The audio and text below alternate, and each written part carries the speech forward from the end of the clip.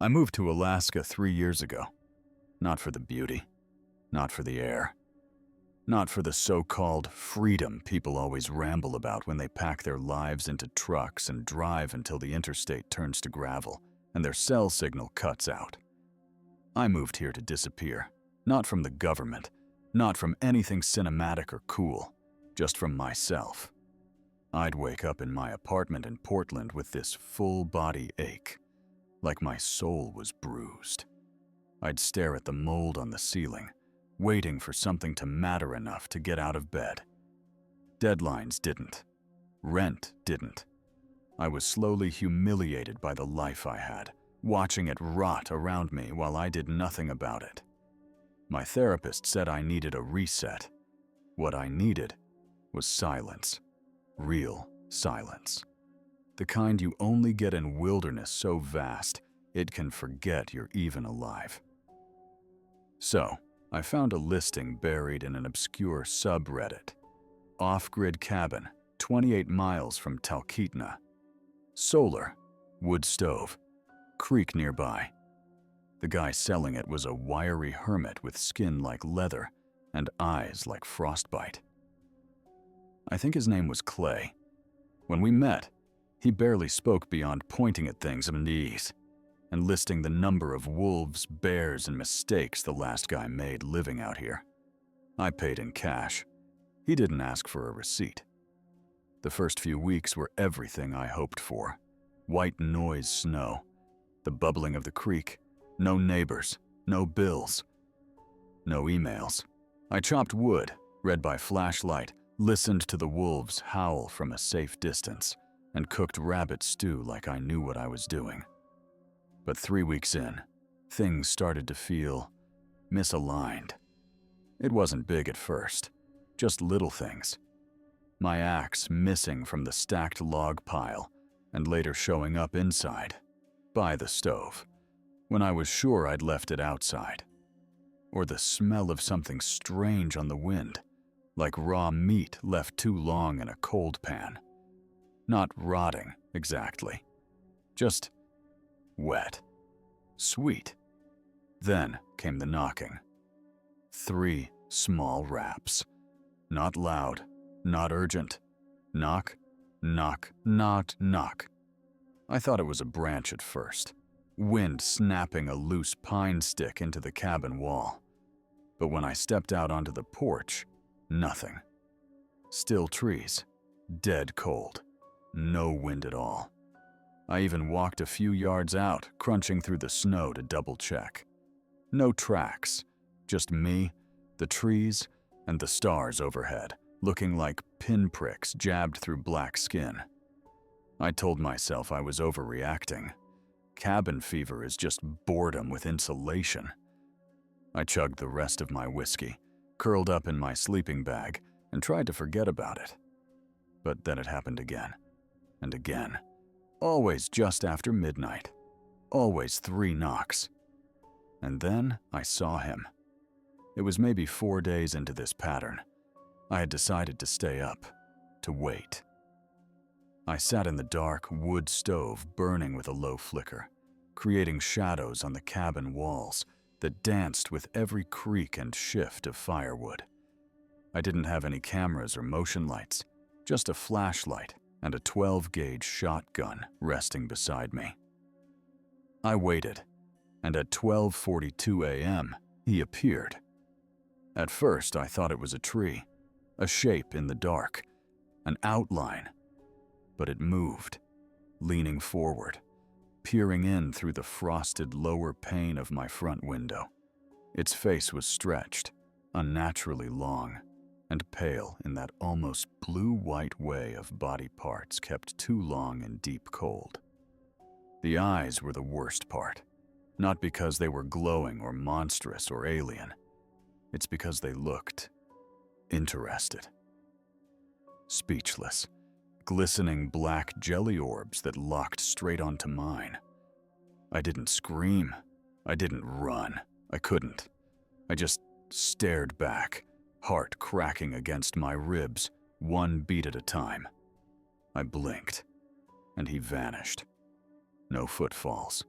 No scurry. Just gone. The window was bare again, dusted with frost and ice. I should have left then. Should have loaded the snowmobile and made the 5-hour trip back to Anchorage. Hell, I should have lit the place on fire and called it a day. But I didn't. Because that same thought, that nasty, morbid little whisper, gripped me and I wouldn't let go. What if there's a reason he's there? What does he want? I'm a stubborn man. Ask my ex, ask my manager, ask the barista who refused me a refund when they messed up my order before I stormed out for the 5th time. So yeah, I stayed. And now I regret it. I found the footprints the next morning, clear, unmistakable. Human-shaped, but wrong. The proportions were off. Too wide at the arch, too deep at the toe, claw-like almost, and they didn't lead to or from the tree line. There was just a semicircle of them in the snow, like he had appeared standing there and paced in front of my window. Then gone. No snowmobile, no tracks of escape, not even a drag mark. The prince sauntered in place like a model, waiting for her cue to walk the runway. I stood in those footprints the next night, just to see. And that was the worst mistake I've made so far. Because the moment I stood in them, I felt him. I can't explain it. Not really. But it was like something deep, wet, soft, touched my mind. Like his presence wrapped around the back of my thoughts and whispered something I couldn't understand. I stepped back fast, nearly fell into the snow. And as I did, out of the corner of my eye, a flicker, a shadow in the trees, watching me. The rest of the day was a blur. I shoveled snow, checked my solar inverter, cooked half-frozen stew, and pretended everything would go back to normal. But it didn't, because that night, the knocks changed. No longer 3, now 4 groups of 3 knocks, evenly spaced, with long, deliberate pauses between them. Knock, knock, knock. Pause, knock, knock, knock. It took until the final sequence for me to realize. They spelled something. M-O-R-E. And that's when I decided, if he wanted more, he could damn well have it. I didn't sleep that night. I sat in my chair by the fireplace with the shotgun across my lap and the diary open on the side table. Yes, the diary. The one I hadn't told you about yet. I found it buried in the crawl space beneath the floorboards of the cabin 2 weeks after I moved in, wrapped in waxed canvas. No title, no author, just dates, long faded, scrawled nervously across page tops with blotchy ink. The entries were unhinged, but familiar now. There's something in the trees, appears only after sunset. Peers between the pines like it's made of the forest itself. My dogs won't stop whining. Sometimes I feel it pressing through the windows. The glass doesn't keep it out. Not completely. There were a dozen entries like that. Then they stopped. The last one simply read, "He's watching from the snow. I left the door unlocked." That's it. After reading that, I nailed every window shut from the inside, replaced the front lock with a deadbolt made for bank vaults. But lately, I've started seeing him anyway. Not directly, but reflections. I'll catch his silhouette behind me in the kettle's chrome, or just behind my shoulder in the mirror above the sink. When I turn around, it's nothing. But the reflections continue.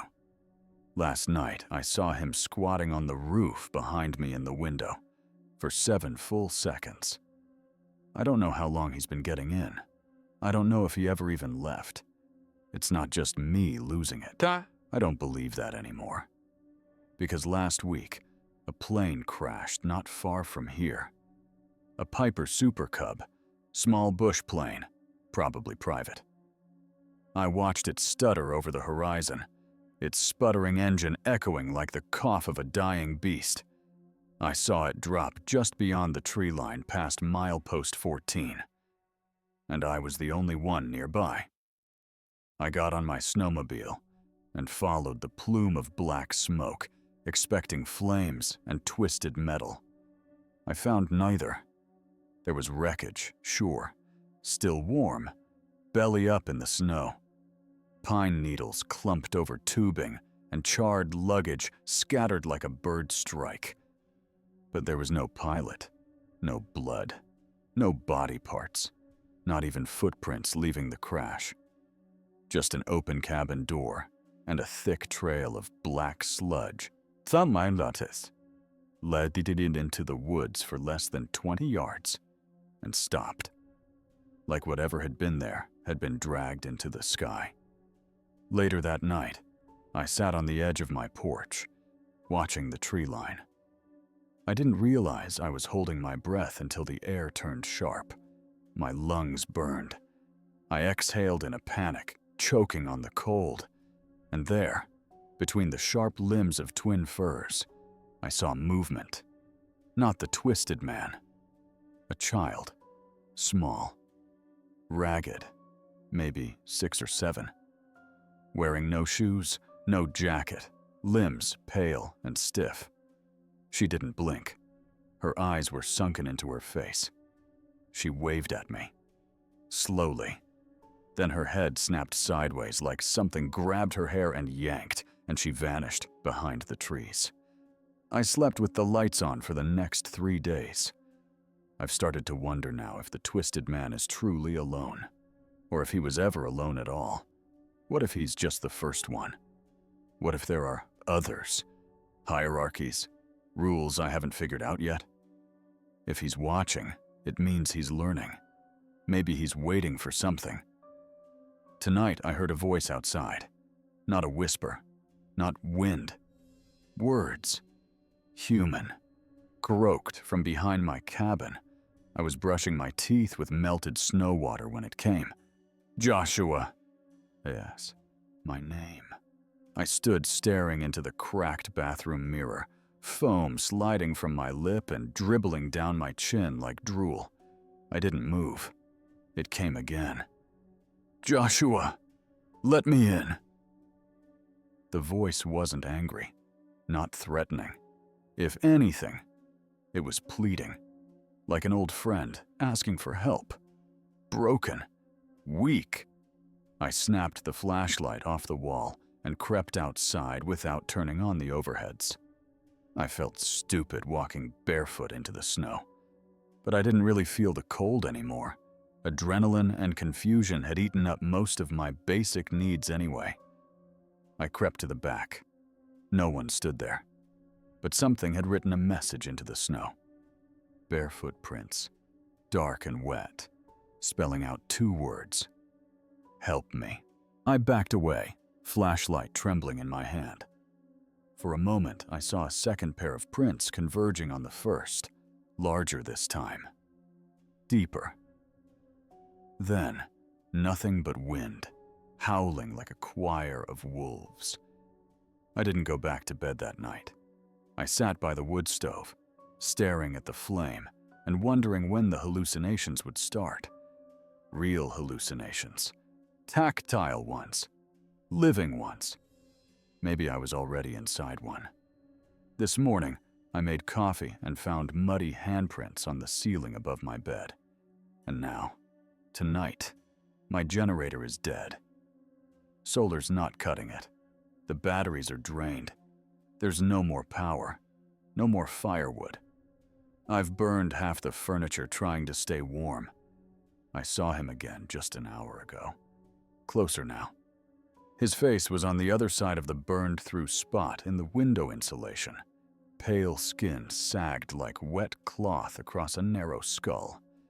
He was smiling, not in a threat, in relief, like he'd finally found what he was looking for. I think he was waiting, And tonight is the night. The isolation, it peels away parts of your mind like paint exposed to cold air, strip by strip, until you're bare, eroded, hollow. And when you're finally small enough, empty enough, he steps in, like rot in a fallen tree. I want to tell myself this isn't real. I want to say I've cracked, that the filters are melting and the art of survival in winter has turned to self-destruction. But I know the truth now, because when I said no one lives near me, that was true. Until today. Until Steve showed up at my cabin. First time in months. He doesn't live on this side of the valley anymore. Sold his place a year back. Or at least, that's what he told me. But when he knocked on the door and stepped in without waiting, his boots were already wet with my footprints. The same twisted, hunched shape walking them every night. I offered him coffee. He didn't drink it. I offered him bread. He didn't eat it. He just stared at the fireplace and said, "You lasted a lot longer than the last ones." My spine turned to ice. I laughed awkwardly. "What last ones?" Steve just looked at me, blue eyes reflecting flame. "Actually, you made it further than even Clay." Now I don't even know who I bought this property from. My stomach hurts. I think I'm shaking. But the worst part? Steve smiled, not with lips, with his skin. It rippled, like flesh disguising something that doesn't quite belong. Steve didn't stay long. He didn't need to. He said a few things here and there, casual stuff, like asking how I liked the cabin, whether the wolves still came down to the creek to drink, whether I'd been hearing things, not seeing things. He never said that. Always hearing. He tapped his knuckle twice against the arm of my couch, then stood, stretched like he'd just finished a long nap, and told me he'd be back to check in again soon. I didn't respond. I just watched his back as he walked out, his oversized coat losing all shape the second he stepped into the wind. He didn't leave footprints. I waited a full minute, then 2, then ran to the front door, opened it, and looked around. Still no tracks. Only my own. Hundreds of overlapping depressions spiraling outward from the porch like some wild, obsessive bird dance. There wasn't even a snowmobile trail behind him. The woods were silent. That was yesterday. Tonight, the forest is gone. It's not really gone, of course. Not literally. It's still there, frozen and unmoving. Trees locking in tight, like bones in a ribcage. But it's wrong. Eerily symmetrical, each shadow folded like a glitch in the world's rendering engine. I stood outside a few hours ago, trying to talk myself into walking out for more firewood, when I realized I couldn't hear the trees anymore. No creaking, no cracking bark, no animal scurrying in the brush. Just stillness. Like nature exhaled and hasn't inhaled since. The twisted man hasn't shown himself in 2 nights. And that scares me more than anything. Because now he doesn't need to watch me through the window. He knows I'll come to him. That's how it works, I think. First, the shadow wakes you up. Then it follows you. Then it waits for you to come willingly. I'm not talking in metaphor anymore. I don't care if you believe me or not. This isn't about convincing. This is about documenting. These words, they'll stay here. One way or another. If I go missing, someone might find them. Eventually. Maybe. I'm writing with my flashlight balanced against an empty whiskey bottle, pen shaking, knuckles white from the cold. The fire's gone out. I haven't found food beyond a rancid pack of jerky and some half-eaten flour I soaked into a paste and swallowed like gruel. I keep thinking back to something Steve said, something he maybe wasn't supposed to. You lasted longer than Clay. That wasn't a throwaway. That was a timeline. Clay was the old man who sold me the cabin. Except, what if he didn't? What if he never left? What if he never existed in the way I thought? What if there's something about this cabin, this space, that creates new versions of the same story inside different men? An echo loop, a recursive fractal of loss and hopelessness repeating itself through different names and faces. God, I'm rambling. My legs trembling. I haven't eaten in... Wait. No. There was a knock. 3. Soft. At the window. No. At the roof. Somehow, above me. The twisted man doesn't follow doors or rules. He's inside already. I saw him last night in the mirror under the sink, curled between the wall and the pipes like a spider no one ever waits long enough to kill. He wasn't moving, just watching me gag on swamp water as I tried to sanitize melted snow with bleach drops and miscalculated badly. When I finished vomiting, I wiped my mouth and looked down again. He was gone. Or maybe I just stopped seeing him. Maybe once they notice you notice them, they slide sideways into the blind spot, right behind knowing. It's been like that more and more. Little glitches in perception. I'll walk to the sink, and suddenly, I'm standing at the bookshelf, holding the diary. I'll reach for the lighter and find my hand already cupping flame.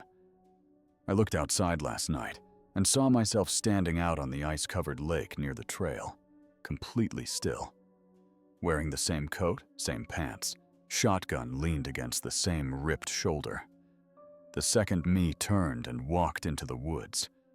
I can't get that image out of my head. It doesn't feel like madness. It feels like something is overlapping. Something being rewritten. What I'm most afraid of is that the twisted man isn't unique. That he isn't just one entity waiting out there. What if he's more like a virus? A conceptual infection. You think about him. You see him. You become him. Maybe Steve figured that out.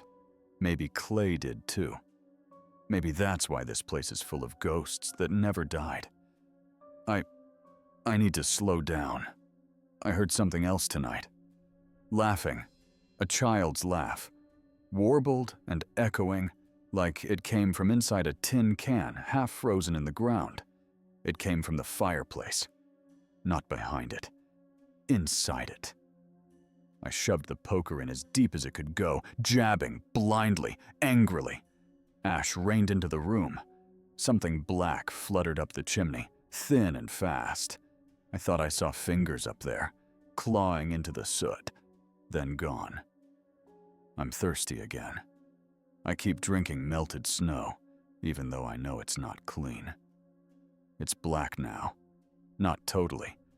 But there's this ghost tint, a discoloration that chills more than anything else in this cursed place. And every time I drink it, I feel him inside me again. Not like a possession, like a memory being downloaded. I dreamed of him again. Or maybe it wasn't a dream.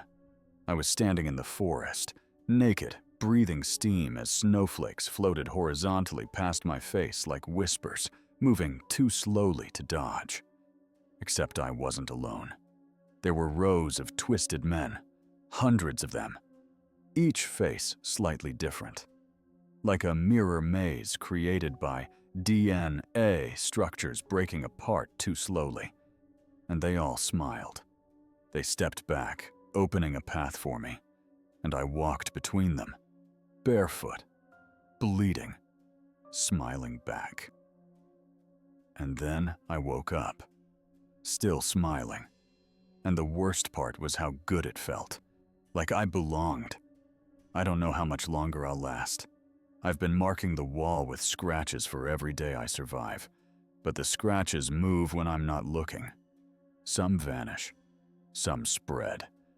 Others look like they've been carved by longer fingers than mine. I held the shotgun under my chin last night, took the safety off, and then I saw him, sitting on my roof, dangling his skinny legs like a child waiting for recess. He nodded, just once, not encouraging me, not stopping me, just acknowledging it. Like he knew that choice too, like he remembers, like it was his cabin once, too. It's hard to describe what happened next, not because I forgot, but because something about it resists being remembered. I was sitting at the table, same place I'm sitting now, same chair, same creaking floor beneath my boots, staring at the front door and waiting for something horrible to happen. Not hoping, just waiting. Like the moment before a bone breaks, or the blink that comes after headlights flash too close to your window. I heard a knock, but not from the door. It came from under my feet. A slow, dragging scratch, like someone's nails or claws were tracing the underside of the wood, inch by inch, following the pattern of the grain. I should have run, should have screamed, but I sat there, completely still, my spine rigid, my mind floating somewhere outside my body. And then the trap door opened, the one I never noticed before, right beneath the rug in the center of my living room. It cracked open like an eye that had been forced shut for too long. No wind, no smoke, no warning. Just blackness and the smell of earth. Something started crawling out. Not fast, not animalistic. No, it was slow, purposeful, like someone stretching their legs after decades of sleep. I backed away, and for one blind second, I considered blowing my own brains out just to avoid seeing what would finally rise. But I didn't. I watched, because in some awful, unbearable way, I wanted to. The creature, or Bemet, or whatever it was, pulled itself upright. It looked like all of them.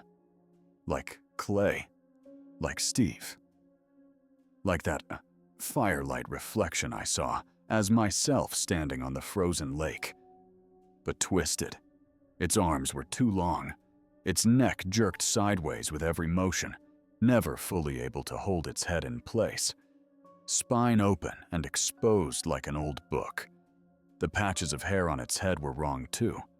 Not falling from the crown, but pointing straight out like it had grown while he was lying on his back in the dirt for too long. And somehow, it spoke. Its mouth split open horizontally, from ear to ear, in a single slack motion, like someone slicing a wet sack, and I didn't hear the voice with my ears. I felt it behind my eyes. You are the song I've been waiting to hum again. I dropped the gun, fell to my knees. There was no command, no coercion, just understanding. I could feel every memory from this place stitched into his corpus. The trees, the cold sighs of dead breath, the ghosts of footsteps that never started or ended. He was the cabin. He was the ice melt in my glass, the mold in the corners, the rust creeping down the nails, hammered in by hands I would never see. And he had been waiting for the moment I gave up enough of myself that there'd be room for him. Some people say demons possess you. I think it's the other way around. You give up space over time to darker parts of yourself, and one day something else steps in and says, "Thank you, I'll take it from here." He moved toward me, but there was no terror anymore. Not like before. I wanted to ask him questions, but it was like my vocal cords belonged to somebody else now. So I listened instead. He whispered, all without breath. Outside this place is a world that forgets, that rots, that passes its shame from father to son and calls it survival. But here, every story stays. Every soul shivers inside the wood and learns to bend with the cold. He leaned close, His skin smelled like cedar and grave dirt. His eyes, those black, wet, overripe eyes, bore straight into mine as he lifted a hand and placed 2 fingers gently against my temple. And in that moment, I saw everyone before me. Clay, Will, Steve, even the child.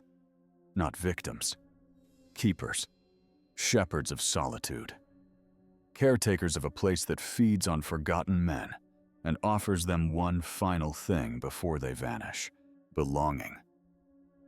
I woke this morning in my bed, fire crackling, water boiling, though I didn't remember heating it. The lights back on. Everything normal. But I'm different now. It's hard to demonstrate. There's no mark on my skin, no new reflection. I look the same, but I don't feel the urge to leave anymore. I don't feel the fear when the wind growls around the eaves. I saw my reflection in the crack of the stove's glass window this afternoon, and for the flicker of a second, it blinked after I did. I used to be terrified of dying out here, but now, I think I was always meant to. And you know what? I'm okay with that, because this place, it has its own kind of rhythm, a logic without time or calendars to break it, a memory without questions to rot it from the inside, a silence that watches back. And as the sun crawls sideways behind the trees and sinks for the 73rd time since I scratched my latest mark on the wall, I wonder what would happen if someone else wandered too close. Would I let them in? Would I warn them? Would I watch? The twisted man is gone now. Or maybe he became me. All I know is the knocking doesn't come from outside anymore. Now, it comes from under the floorboards, from inside the pipes, from the corners of the mirror where the frost never melts. And sometimes, when I don't quite fully wake in the morning, I see you standing at the edge of the woods, and I'm excited because I know one day soon you'll knock. It's been 9 days since I thought the story ended, since I accepted the silence, since I thought I was safe. But 2 nights ago, the northern lights didn't come. They always do this time of year. Soft green smoke drifting across the sky like auroras of sleep. Last winter, they were the only comfort left to me. Something cosmic reminding me I wasn't the last living soul on Earth. This week, nothing, just darkness. Heavy and absolute. So thick, it felt as if the sky had been erased and replaced with something heavier. That's when the radio turned on. Unplugged, not battery-powered, no signal. But it hummed. Just a low tone at first, like some ancient throat singing. Then, words, garbled, distant, as if they were coming through water. I ran to it. That clunky, dusty scanner I've never once seen come to life without help. The voice crackled through like it was being strangled. "Hey, kid, stop! Please just tack. He's not leaving." Then static. I slammed the off switch that shouldn't have done anything, and the noise stopped. For hours I didn't move. The twisted man hadn't come back. Not since the hand on my shoulder that night. Not since the softening of my mind. But I suddenly felt that ancient pressure again, like a huge weight pressed against my cabin from the outside. I tried the satellite phone. Dead. Plugged in, I'm dead. Charged on. Nothing. I even banged it against the table to be sure. Still. Nothing. Then I heard the voice again. This time from the woods. Before I realized what I was doing, I had the shotgun in hand, and my boots half-laced, stomping through thigh-deep snow as the crimson sunset bled over the tree line like an open wound.